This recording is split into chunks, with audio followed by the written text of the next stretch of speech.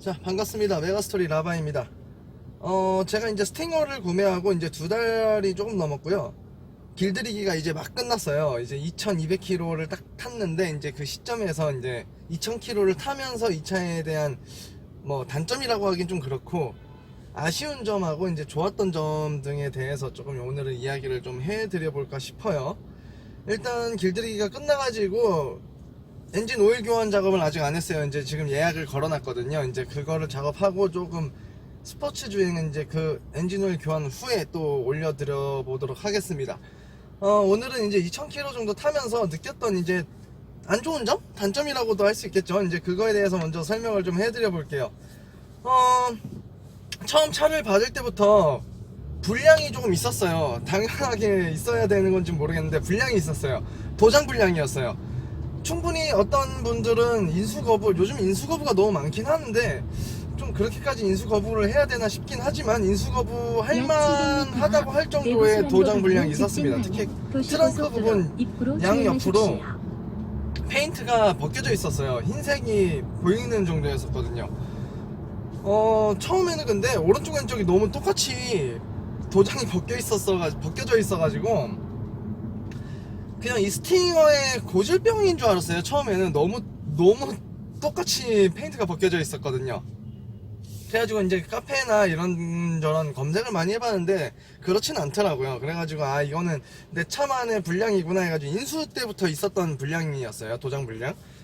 그래서 그거는 일단 예약을 잡아서 페인트 작업을 하기로 했습니다. 그거는 당연히 무료로 해주겠다고 기아 측에서는 말은 하지만 처음 차를 받을 때부터 그런 불량이 있으니까 받는 입장에서는 그렇게 기분이 좋지는 않더라고요. 그래도 뭐 그런 정도는 충분히 눈 감고 이해할 만했고, 보자마자 그냥 뭐 집어내긴 했지만 약 300m 그냥 인수를 했습니다. 그냥 그렇게 뭐 불만을 가지진 않았었어요. 오른쪽에서 두 번째 직진 차로를 이용하세요. 뭐 그거는 크게 단점이라고 말하긴 좀 그렇지만 아무튼 그거 불량이 있었다라는 점이 있었고, 아쉬운 점 중 하나는 도로로 진입하세요. 일단 시트 포지션이 물론 되게 낮아요. 낮은 차는 맞고 이런 스포츠 주행에서는 되게 낮게 잘 설계되어 있는 건 맞지만 스포츠성 차량 치고는 너무 운전석이 왼쪽으로 치우쳐져 있네요. 그러니까 운전석은 가장 좋은 시트 포지션은 모든 스포츠카나 뭐 주행차나 경주차가 그렇지만 중앙으로 좀 쏠려 있습니다. F1 같은 경우는 중앙에 있듯이 운전석은 가운데 있는 게 당연히 좋지만 이제 효율적인 측면에서 차를 이제 좌우로 시트를 배치하다 보니까 좌우로 나눠진 건 당연한 건데, 그래도 이 차는 너무 운전석이 왼쪽으로 치우쳐져 있어요. 이게 차도 큰데 왼쪽으로 치우쳐져 있으니까 솔직히 스포츠 주행에 이게 맞는가라는 생각은 좀 들 정도예요. 그리고 일반적으로 주행을 할 때 제가 정말 많은 차를 타봤는데 이렇게 차선을 침범하는 차는 조금 처음 타보는 느낌입니다. 차선을 자주 침범을 하게 돼요. 되게 당연히 중앙으로 달리겠거니 생각하는데 오른쪽 차선은 넘어가 있는 경향이 되게 자주 있어요. 2000km를 탔는데도 아직 그 부분이 잘 적응이 안 되는 부분이 있어요. 아직 잘 적응이 안 되더라고요. 그래서 너무 오른쪽으로 갔네 싶어서 또 왼쪽으로 좀 치우치면 내가 받는 느낌으로는 너무 왼쪽에 있는 것 같아가지고 되게 불안한 느낌이 많이 들거든요. 이 부분은 스포츠성 차라고 말하기에는 조금 아쉽지 않나? 라는 생각은 좀 하고 있습니다. 제가 그렇다고 작은 차만 탄 건 아니에요. 코란도 스포츠도 코란도 스포츠 심지어는 트럭도 운전해봤었고요. 2.5톤도 했었어요. 세단도 대형 세단부터 전부 다 해봤지만 이렇게 내가 왼쪽에 치우친 차를 타본 적이 있었나라는 생각이 살짝 드는 수준이에요. 네, 정말 많이 왼쪽으로 치우쳐져 있습니다. 정말 제일 마음에 안 드는 부분이에요. 시트 포지션. 약 700m 앞 70km 구간입니다. 그리고 또 안 좋은 점이라고 해야 될지 모르겠는데 아직 자율주행 시스템이라고 너무 광고를 하는데 전혀 자율주행이라고 말하기는 애매합니다. 시내에선 절대 사용할 수 없어요. 고속에서만 사용이 가능한 시스템이에요. 시내 주행에서는 이 차간 거리 유지해주는 ACC 기능은 되게 좋아요. 이거는 생각보다 너무 잘 작동해 주더라고요. 갑자기 끼어든 차량까지도 잘 인지해가지고 브레이킹도 잡아주고 차간 거리 유지도 잘 해주는데, 일단 이 핸들 자동 조향 장치가 있긴 한데 절대 이거를 믿으시면 안 될 것 같아요. 이게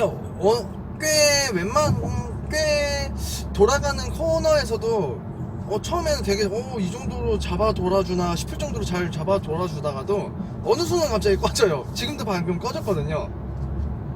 그 점을 어디인지를 잘 모르겠어요. 작은 시내 주행에서도 정말 코너가 거의 없다라고 보이는 구간에서도 잘 조향을 안 해주는 것 같아요. 그리고 페인트가 당연히 조금 흐릿하다, 내 생각엔 페인트가 흐릿하지 않은데 인식을 못하는 경우도 되게 자주 있더라고요. 그래서 이 시스템은 그냥 안전 보조 장치다라고 생각하시는 게 좋을 것 같아요. 손에서 핸들을 절대 놓지 않으셨으면 좋겠습니다. 이 핸들 조향 장치는 절대 좋다라고 말씀드리기가 애매합니다. 절대 핸들을 놓거나 막 리뷰 보면 핸들 놓고 되게 잘 달리시던데 저는 불안해서 못하겠어요. 작은 코너에서도 자주 꺼지고 시스템이 그냥 꺼지거든요. 그리고 60km 이하에서는 작동을 안 하는 것 같더라고요. 이 부분은 절대 자율주행이라고 이렇게 광고를 왜 이렇게 하는지 모르겠어요. 그렇게 광고할 정도로 시스템이 좋다라고 저는 보기는 어렵습니다. 절대 좋은 시스템이 아니에요. 그리고 단점이라고 해야 될지 모르겠는데, 일단 스포츠 세단을 샀기 때문에 제가 스포츠 세단을 샀으니까 겪는 불편함일 수가 있는데, 차를 타고 내릴 때 A필러 부분이죠, 이쪽 자꾸 머리를 자주 부대게 됩니다. 이거는 나뿐만 아니라 조수석에 타는 그 어떤 누구라도 많이 불편해하는 거예요. 뭐 어쩔 수 없어요. 낮은 차기 때문에, 차가 워낙에 낮기 때문에 그런 면은 있는데 이 부분은 어떻게 설계가 어려운 건가 싶기도 하고요. 그리고 나이가 나이인지라 왜 아버지들이나 어른들, 특히나 조금 결혼해서 아이를 낳으신 분들이 이렇게 스포츠 세단을 구매를 고려하는지 알 것 같더라고요. 정말 불편합니다. 장거리를 타고 나면은 이 차가 그렇게 승차감이 안 좋은 차는 아닌데도 허리가 많이 아파요. 제가 나이가 이제 32인데 이제 32에 스팅어를 사서 타고 있는데 정말 불편한 것 같더라고. 타고 내리는 것도 불편하지만 장거리 뛰고 나면 허리가 많이 아파요. 이래서 SUV를 타고 대형 조금 더 편안한 세단을 타는 것 같아요. 이 부분은 이제 제가 감안을 해야 되는 부분이니까 당연히 그냥 안고 가는 건데, 그래도 생각보다 나이가 들어서 그런 건지 모르겠는데 불편하더라고요. 그리고 처음에 차를 인수하고 이제 처음에 촬영을 했을 때 얘기했었던 건데, 타이어의 폭이 좀 너무 작아요.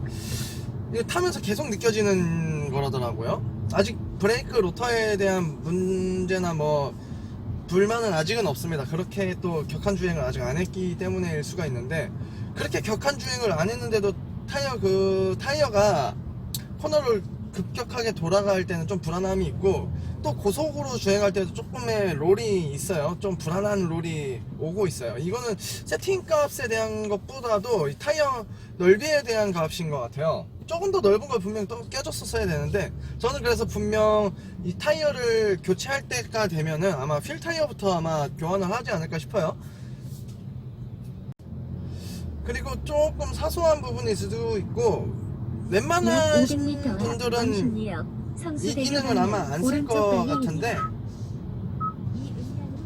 뒤에 시트를 접으면은 그 벨트를 보관하는 곳이라고 해야 되나? 벨트를 끼우는 그 클립이 있잖아요. 그 클립을 약간 깊숙이 넣어주거든요, 요즘 차들은. 근데 이 차도 역시 넣어주긴 넣어줬는데 그래도 조금 삐져나와 있어요. 삐져나와 있는데 그게 시트를 접었을 때 그 시트를 자꾸 짓눌리는 역할을 하더라고요. 그래가지고 시트가 지금 자국이 많이 나와 있어요. 저는 거의 시트가 접혀 있거든요. 분명 벨트 이 클립을 더 깊숙하게, 아니면 조금 더 접거나 이렇게 해서 보관할 수 있는, 분명 현대기아가 그런 걸 잘하고 있는데 내가 잘 못 접는 건지 모르겠는데 그게 잘 안 접히더라고요. 밖으로 자꾸 삐져나와요. 그래서 자꾸 시트를 접었을 때 그 시트를 데미지를 주게 되더라고요. 지금 아마 자국을 사진으로 보시면 보일 거예요. 이게 계속 사용하다가 보면 이게 찢어지지 않을까 하는 조금 걱정은 들긴 합니다. 소음도 그렇게 만족하진 않아요. 풍절음도 좀 심하고요. 뒤쪽에서 처음에 얘기했듯이.